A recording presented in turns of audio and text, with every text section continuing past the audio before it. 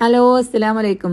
അപ്പോൾ മക്കളെ, നിങ്ങൾ കുറേ ആൾക്കാർ ചോദിച്ചിരുന്നു താത്ത നിങ്ങൾ എന്തൊക്കെ ഇലമരുന്നാളായി ചേർക്കണമെന്നൊന്ന് പറഞ്ഞു തരുമോ. അപ്പോൾ ഇലമരുന്നാൾ പരിമരുന്നാളും ഒക്കെ കൂടെ ഞങ്ങൾക്ക് പറഞ്ഞു തരുന്നില്ലെങ്കിലും കുറച്ചൊക്കെ ഞങ്ങൾക്ക് പറഞ്ഞുതരാം.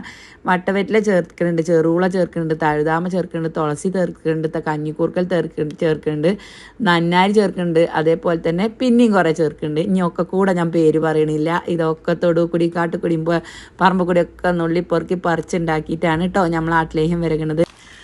ഇതിൻ്റെയൊക്കെ ഗുണങ്ങൾ എന്താണെന്ന് ചോദിച്ചു കഴിഞ്ഞാൽ നാച്ചുറൽ ആയിട്ടില്ലേ മരുന്നുകളുടെ ഗുണങ്ങൾ കിട്ടും കേട്ടോ. പള്ളൻ്റെ ഉള്ളത്തെ പുണ്ണ് കരിയ തുളസിയൊക്കെ ചേരുമ്പോൾ നമ്മളെ ജലദോഷം കഫക്കെട്ട് ഉള്ളിലുണ്ടാകുന്ന നീർക്കെട്ട് മാറാനുള്ള മരുന്നുകളാണ് ഈ ചെറുള തഴുതാമൊക്കെ വരുന്നത് കേട്ടോ. അപ്പോൾ നമ്മളെ ജോയിൻറ്റുകളൊക്കെ കൂടില്ല വേദനയൊക്കെ മാറാനും അതേപോലെ തന്നെ ഈ ആയുർവേദ മരുന്ന് കടയിലത്തെ ഒരുപാട് മരുന്നുകളുണ്ട്. ഈ മരുന്നുകളൊക്കെ നമ്മളെ ശരീരത്തിലെ നീർക്കെട്ട് മാറാനും വേദന മാറാനും ഒക്കെ ഉപയോഗിക്കും കേട്ടോ. അപ്പോൾ ആവശ്യക്കാർ വാട്സപ്പിൽ വന്നോളിയും. അതേപോലെ ഇത് ആർക്കൊക്കെ തിന്നാന്ന് ചോദിച്ചു കഴിഞ്ഞാൽ 15 വയസ്സ് കഴിഞ്ഞ ആണിനും പെണ്ണിനും ഒരുപോലെ ഉപയോഗിക്കാമെന്ന് ഞാൻ പറയില്ല. പെൺകുട്ടിയൊക്കെ പറ്റൂല, പ്രസവിക്കാത്ത പെൺകുട്ടിയൊക്കെ പറ്റൂല. കാരണം എന്താ വെച്ചാൽ നമ്മളെ എല്ലിനും ഉള്ളിനൊക്കെ ഉറക്കാനും ബലം ഉണ്ടാവാനുമാണ് ഈ മരുന്നുകൾ ഉപയോഗിച്ചത്. അപ്പോൾ നമ്മളെ പെൺകുട്ടിയൊക്കെ കൊടുത്തു കഴിഞ്ഞാൽ പ്രസവം വൈകും എന്നാണ് പറയുന്നത് കേട്ടോ.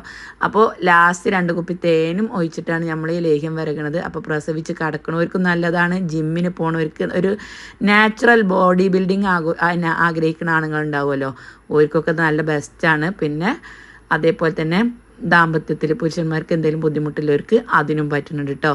അപ്പോൾ വേഗം ഓർഡർ ആക്കിക്കോളിയും, അത്രയും നല്ല മരുന്നാണ്.